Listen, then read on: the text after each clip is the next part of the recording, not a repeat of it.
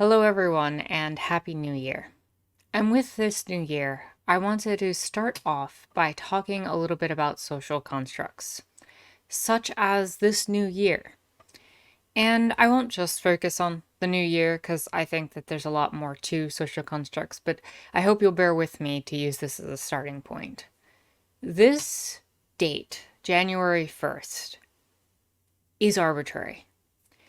It is a date that was picked based off of a Roman calendar tied to the works of Julius Caesar and eventually to a pope to create the Gregorian calendar that we use today. In essence, January 1st has very little bearing on how we have come to view our lived experience and lives outside of the fact that we've all collectively agreed that January 1st is the day that we celebrate the new year. But there's actually no reason for January 1st to be the day that we do this. In fact, there's no reason for us to use this convention at all. In fact, many cultures still adhere to lunar calendars that are distinct and separate from a solar institution like the Gregorian calendar. We don't even have to rely on the same, heavenly body, as it were, in order to create a system of calendar for us to adhere to. We don't have to follow these models. And within the United States, we can think of many more days that are either rooted in science or politics or other aspects of our lives that would be much more universally understood than the arbitrariness of January 1st. One could think of using the winter solstice when the days start getting longer. One could think of using January 20th, the day that the president is inaugurated, as a start point to a year or maybe a 4-year cycle that one would cycle through over time. One could think of using April 15th, tax day, as a representation of our great capitalist system. But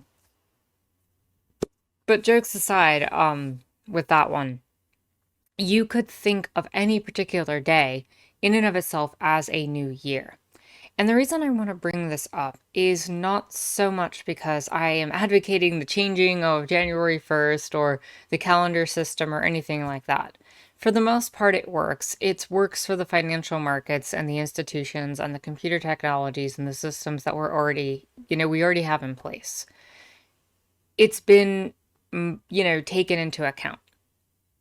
So what I want to discuss more than anything with this type of social construct is how we think about how immutable certain things are when they're actually not. If you take something like a border, an imaginary line on a page at the end of the day, you don't go up to a border and find a direct line running across a map.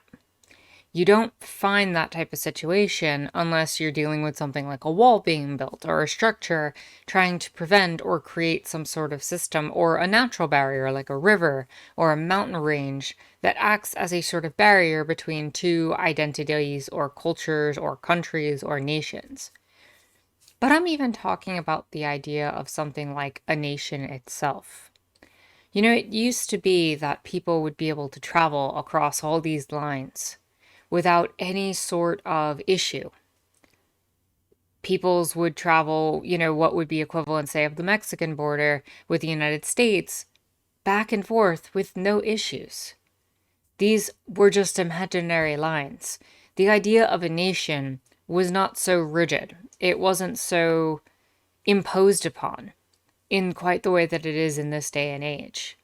People could theoretically move from one side to the other as they've done for generations, and it wasn't seen as that big of a deal. It's only now that we have this very firm, rigid understanding of what a nation is and protecting it. But we've had firm, rigid understandings of societies and things before. Monarchs used to be, for example, considered this inevitability, this inconceivable thing to remove from the way that people function. It's the head of the state, and you just have to deal with it. What I want to look at with all of these details as an anarchist is why. is it benefiting us? And if it's not, should we be getting rid of some of these things? Things like borders, things like the arbitrary nature in which time is handled, and weekends are divvied up to be, supposedly our time versus the 40-hour work week. These are all social conventions that are created. Things in the ways of gender, things in the perspectives of how we come to define everything in our lived experience and our lives. Laws, um, just everything. How is it that we still look at financial institutions and the way money's handled, these imaginary numbers that we try to make go up on a page that we ourselves created as a system, that we develop them and we think of them as this inevitable process? And it's really easy to slip out into the idea that these things don't affect us and wanting to just pretend it doesn't exist. But the thing is when a social construct is believed by as many people as believe this kind of stuff today, you end up with a situation where it actually is quite real. It is quite immutable. And one who thinks outside of the scope of those things can be considered to be, well, quite frankly, just abnormal and not part of the system and structure itself, and it can be attacked or eaten for it. The idea that one could, for sake of argument, go onto a piece of land that's not being used or occupied and just build a homestead on there. Well, eventually somebody with property rights and a piece of paper that says that that's theirs could kick you off that land and conceivably have some sort of legal right and precedent to it, even though you just made it your own and you made it your home and you haven't been abusing it or destroying it.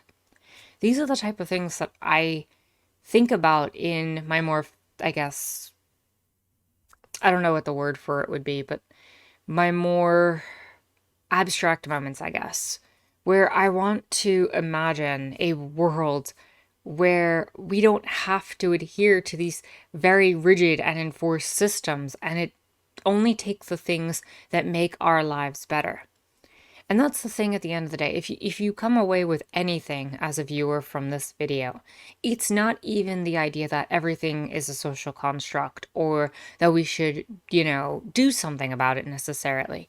But the idea of asking with every single thing that we consider rigid and defined, and these things that are just out of our control, could we imagine this different? And would there be a benefit to it? Could we imagine a society where borders didn't exist? And would it be beneficial? Could we imagine a society where gender roles were abolished? Or were reconstructed in such a way as to be personal? And is that something good? And look at each of these things, and like with a finance system, does it serve us anymore? And does it work for us anymore? And if the answer is no, how can we restructure and create new social constructs that work for us? Another example that I think about often is that there was an obsession during the French Revolution to decimalize everything. The reason we have the metric system is because of the French Revolution. Before that, the imperial weight system was generally used across Europe, and you were running on base 12 mathematically across the board.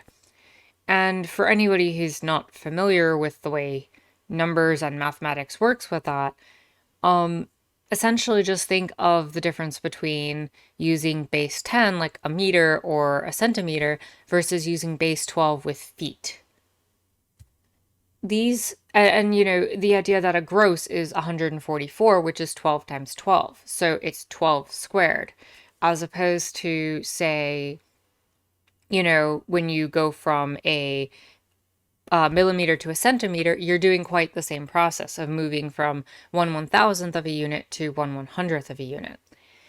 So the whole point being is that you're able to take these different complex mathematical understandings and apply them differently. In fact, the French Revolution tried to make the clock base 10. This decimal clock that just had this very bizarre system of 10 hours. Minutes were adjusted, and you had this very arbitrary new understanding of seconds, and you could think about that. But it really didn't serve a purpose, and it really didn't catch on. And so we ended up maintaining that. There was a movement for a 10-day work week where you had 6 work days and 4 weekends. And all these other positions that were just very strange to what we would consider normal in the 7-day system that, well, to be perfectly honest, is very advantageous for certain religious understandings and institutions that define themselves on a Judeo-Christian understanding or an Islamic understanding of religion where the earth was created in 7 days. Again, everything that we do and the way we model everything is arbitrary. And so what I'm really calling into question is not, should we just throw everything out because it's arbitrary? Because I think that misses the point. But should we reconstruct things? Should we recreate things in an image that fits with our lived experience and reality, that makes sense to us right now? And as an anarchist, I think this is one of the most important questions we can ask ourselves going into this brand new year on this arbitrary date, as the earth has revolved around the sun one time and we acknowledge this heavenly system that really doesn't have to do necessarily with our lived experience in the right now, in our material existence. But yet it's valuable, and yet it tells us information, and yet we should have it. And we should agree upon a standard for this. We should agree upon a measure of weights. We should agree on these things so we can all communicate better. But only if it works for us. With that said, if you like this video, give it a thumbs up, hit the subscribe button and the bell for notifications. You can follow me on Twitter and check out my Discord in the description down below. With that said, my name is Anarchist Tara. May 2021 be a much better year than 2020 was. For real, because we need a break. We all collectively need a break, and I hope you enjoyed watching.